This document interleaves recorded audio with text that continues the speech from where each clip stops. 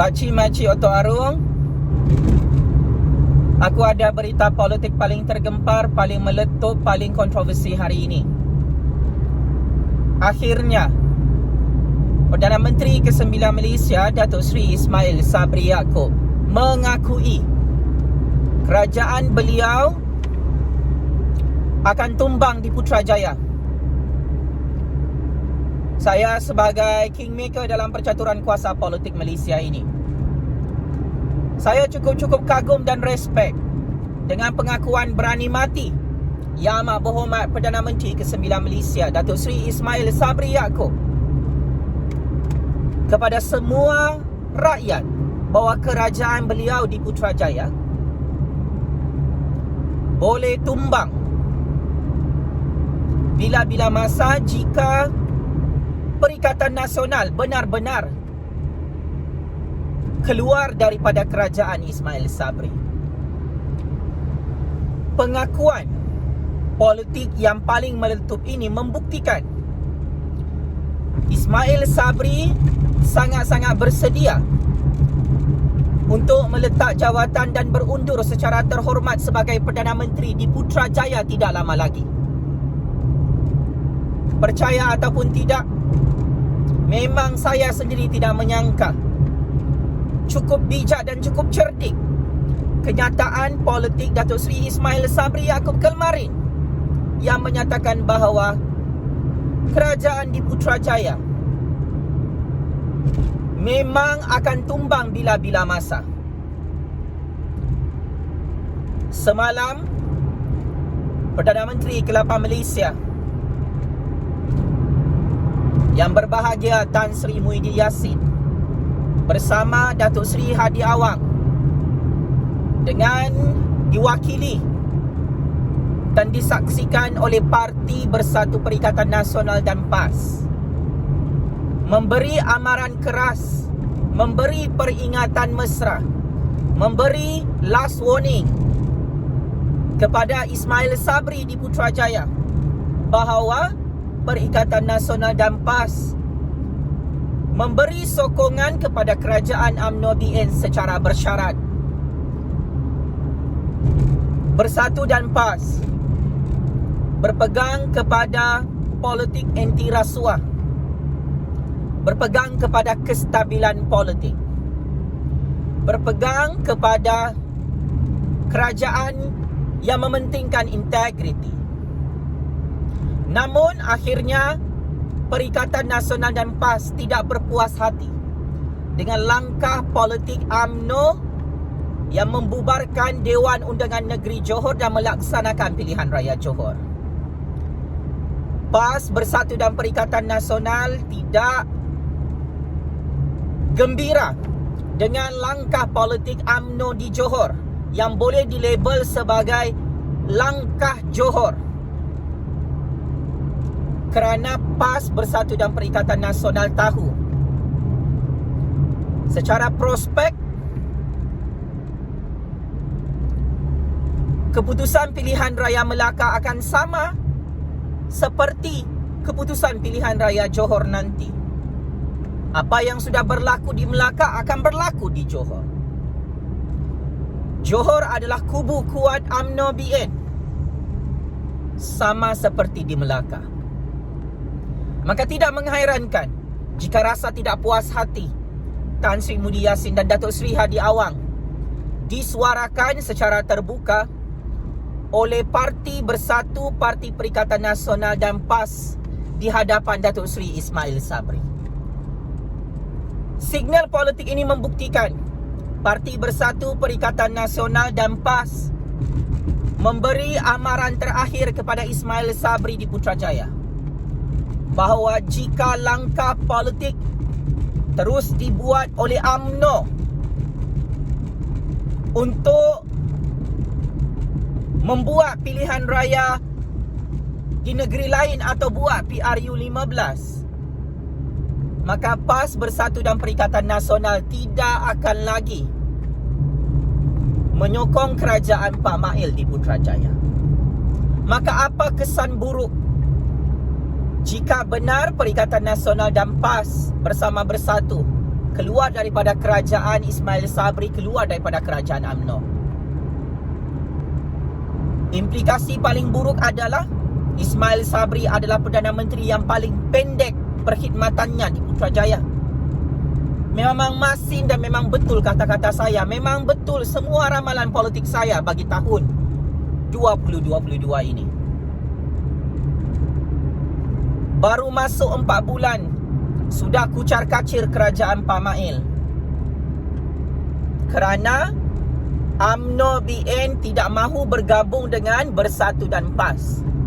PAS juga tidak mahu bergabung dengan UMNO. Maka akhirnya UMNO memilih jalan untuk bergerak bersendirian untuk menang pilihan raya Johor dan PRU 15 nanti. Memang game politik ini ada kelebihan untuk UMNO BN. Ada juga kelebihan untuk PAS, Bersatu dan Perikatan Nasional. Tetapi yang pasti, berdasarkan secret information, UMNO BN dijangkakan mendominasi dan menang besar pilihan raya Johor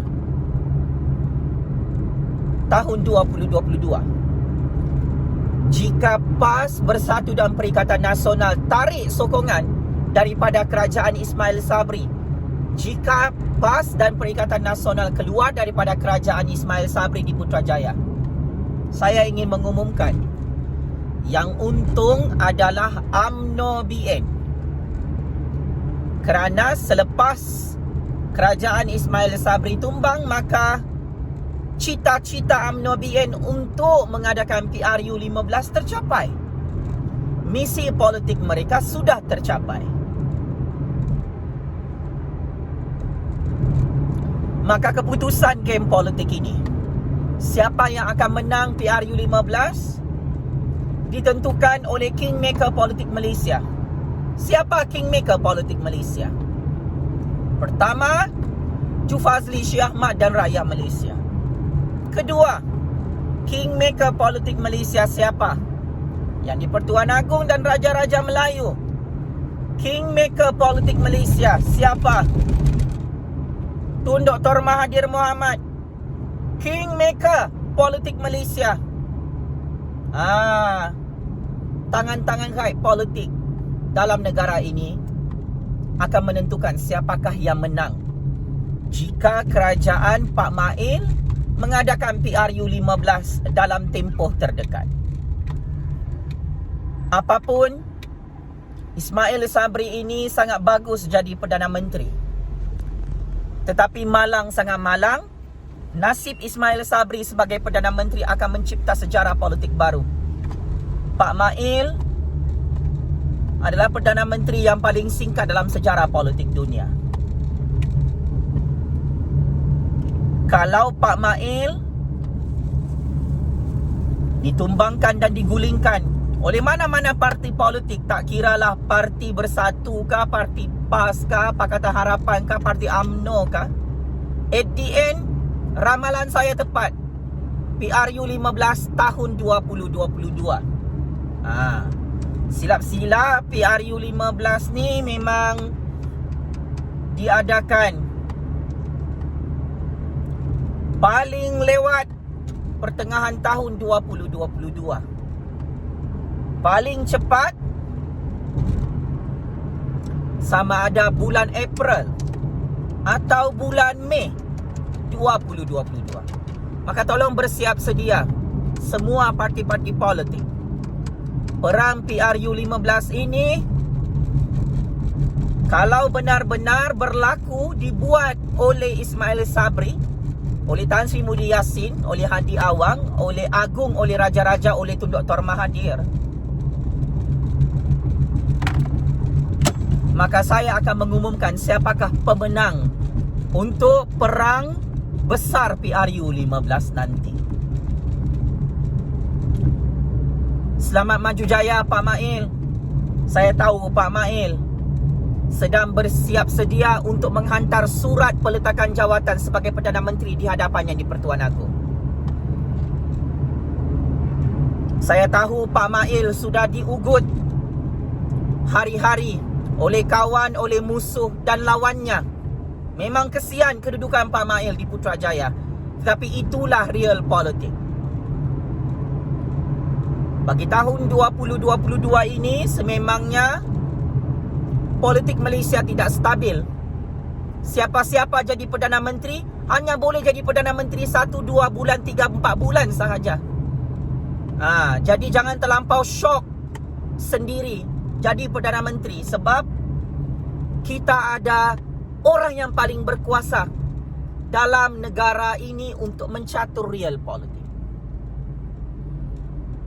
Siapa-siapa pun yang jadi Perdana Menteri ke-10 Malaysia, saya menjangkakan nama-nama ini akan naik semula. Nama pertama, Datuk Seri Hishamuddin Tun Husin. Nama kedua, Datuk Seri Azmin Ali. Nama ketiga, Tan Sri Muhyiddin Yassin. Nama yang keempat, Datuk Seri Mukhris Mahathir. Nama yang kelima, Datuk Seri Hamzah Zainuddin. Jika Bosku Najib tidak dapat jadi Perdana Menteri ke-10 Malaysia, nama-nama yang tadi saya sebut akan naik jadi Perdana Menteri ke-10 Malaysia. Dan saya akan menentukan siapa Perdana Menteri ke-10 Malaysia selepas PRU 15. Percaya ataupun tidak,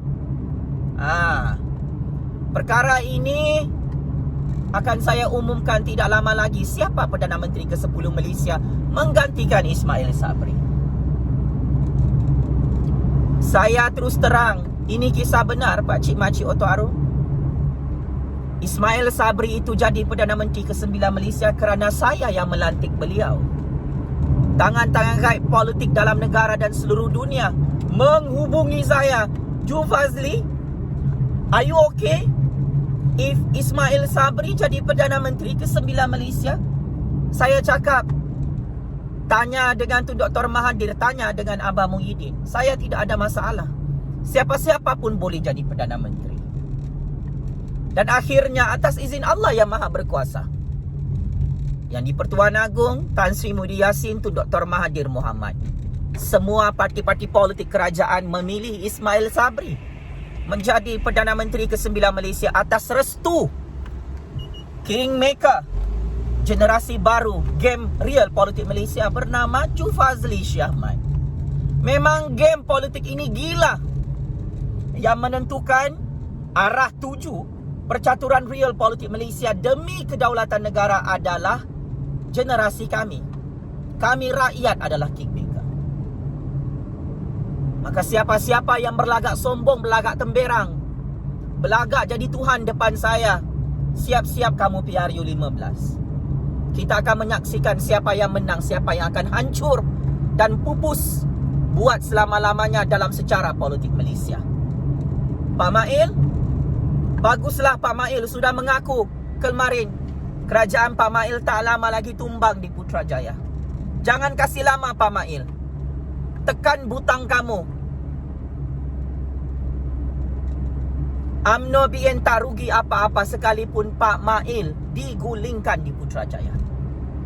Sememangnya persaingan cukup sengit antara UMNO BN, Perikatan Nasional PAS dan parti-parti politik yang lain. Tetapi dalam game real politik ini, saya ingin terus terang, jika UMNO BN kekal bersatu dan bertanding secara solo di RU 15 nanti, UMNO BN akan menang besar 2/3 majoriti kerusi Parlimen PRU 15 tahun 2022. Sekian, wabillahi taufiq wal hidayah.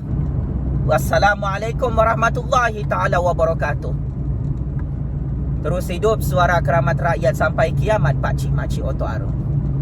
Terus menang dan terus menang. Kuasa sakti keramat rakyat yang menjadi kingmaker dalam percaturan real politik Malaysia bagi tahun 2022. Checkmate and masuk perangkap 100 kali bosku. Terima kasih.